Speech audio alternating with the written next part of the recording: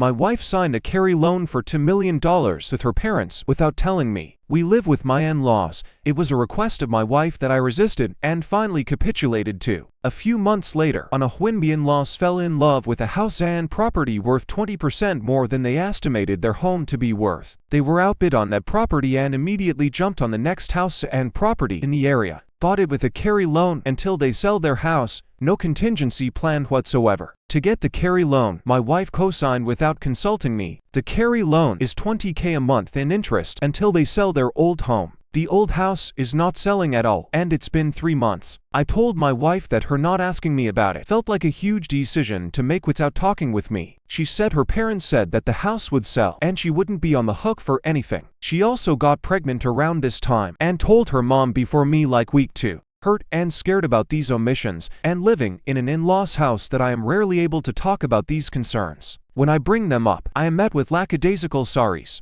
When I say that I am not thriving in this environment, she says that I chose to move in. I can't even express frustration without my wife becoming defensive and blaming me for things I have said in previous arguments and changing subjects. She then removes herself from conversation and shields with her family around. I'm furious about the whole situation and the whole dynamic. The lack of support, consideration, and equity in decisions. I asked for a budget before we got pregnant. I have said multiple times that I don't want to live here. She offers small solutions like taking her family out so I can have alone time. I said this is insulting and dumb, and that turned into that being disrespectful and again has retreated to her family's side. She uses these points to create distance and stay angry for days. Should I mention something I'm discontent with and become frustrated with lack of support? We also work in the same building. As this relationship has degraded, she has threatened to share everything I've ever said in anger and times of weakness in mutually unhealthy arguments with my colleagues. I feel like a hostage in this relationship. I'm walking on eggshells all the time, and I don't know what to do anymore.